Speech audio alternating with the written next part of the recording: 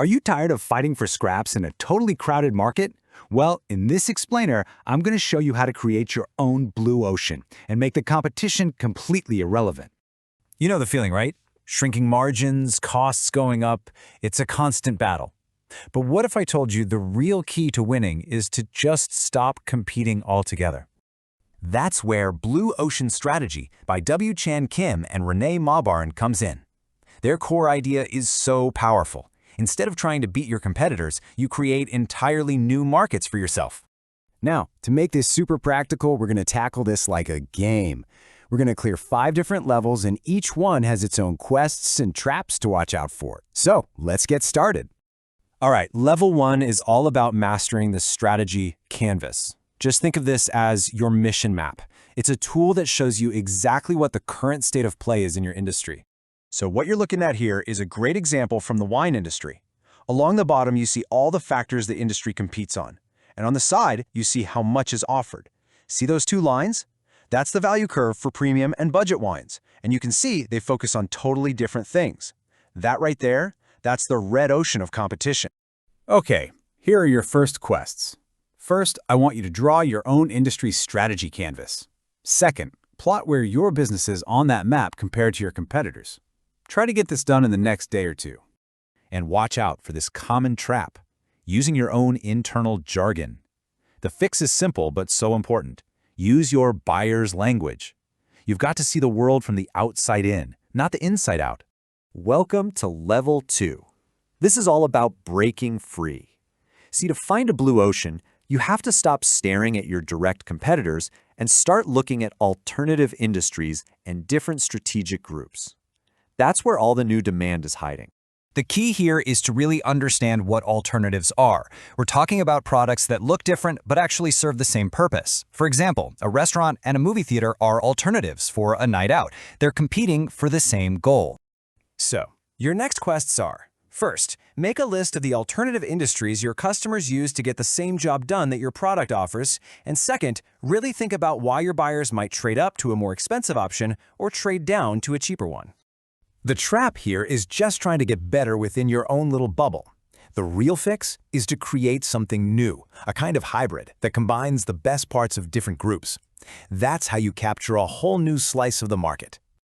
Okay, on to level 3. Here, we're going to learn how to build a brand new value curve using something called the 4 actions framework. This thing is a beast for challenging all those old industry assumptions. The whole framework is driven by 4 key questions. Which factors that everyone takes for granted can you completely eliminate? Which ones can you reduce way below the standard? Which should you raise way above the standard? And finally, what new factors can you create that nobody's ever seen before? Answering these is how you get that magic combo of differentiation and low cost. Time for your level 3 quests. First, list some factors that your industry just assumes are necessary, but that you could probably eliminate, kind of like how Cirque du Soleil got rid of the animal acts. Second, brainstorm some brand new factors you could create.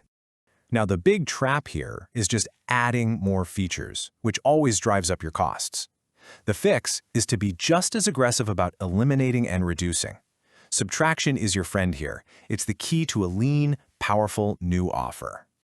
Let's move on to level 4, which is all about getting the strategic sequence right. This is basically a reality check to make sure your cool blue ocean idea can actually make money.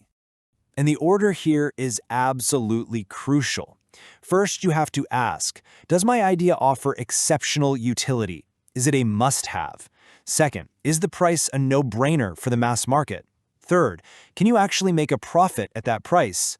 And finally, what's going to get in the way of people adopting this? Your quests for this level are critical. First, you have to be brutally honest and confirm that your idea provides exceptional utility. And second, set a strategic price based on what most buyers are willing to pay, not what your competitors are charging. The trap so many people fall into is creating cool technology that nobody actually wants or can afford. The fix? Lead with value. Start with amazing utility and an irresistible price, and then figure out the tech and costs to make it happen.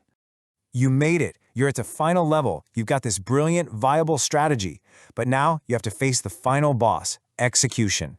This is where even the best strategies die, because they get blocked by hurdles inside the organization. And there are 4 big ones to look out for. The cognitive hurdle, which is just your company being stuck in its ways. The resource hurdle, where everyone says, we don't have the budget. The motivational hurdle, when your team just isn't inspired. And the political hurdle, which is pushback from people with power. Okay, here are your final quests, and they're based on something called tipping point leadership. First, find one hotspot. That's an activity that doesn't cost much, but gives you a huge result. And second, identify your kingpins. These are the respected, natural leaders who can get everyone else on board. The final trap is thinking that big change needs a huge, expensive response. It really doesn't. The fix is to use tipping point leadership. Focus all your energy on the few people and activities that have a massive, outsized influence on performance. You cleared all the main levels. So here's a quick bonus round. Think of it as a power-up to make your new strategy last and make it really hard for anyone to copy. A truly bulletproof strategy aligns 3 key things. The value proposition for your buyers has to be a home run. The profit proposition for your company has to be solid. And the people proposition for your team and partners has to be motivating. When all 3 are in sync, you create this amazing system that's almost impossible to beat. So your bonus quests are simple. First, write down your value proposition in one single, compelling sentence. And second, do the exact same thing for your people proposition. The trap here is being obsessed only with the customer. A great value proposition doesn't mean anything if you can't deliver it profitably with a team that's fired up to do it.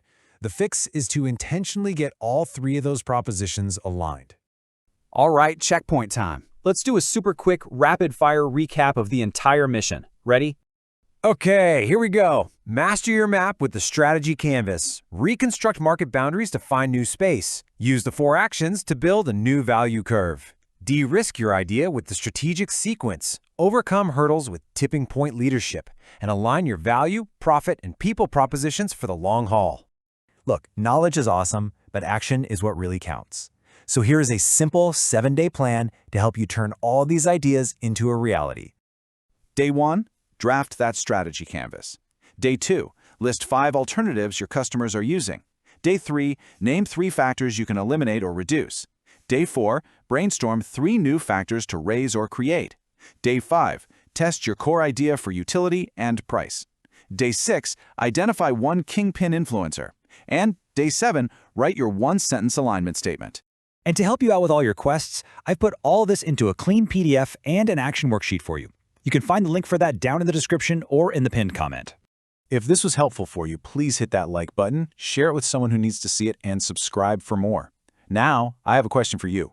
Comment below, what's the next step you'll take in the next 24 hours? Be specific, just one action. I'll see you down in the comments.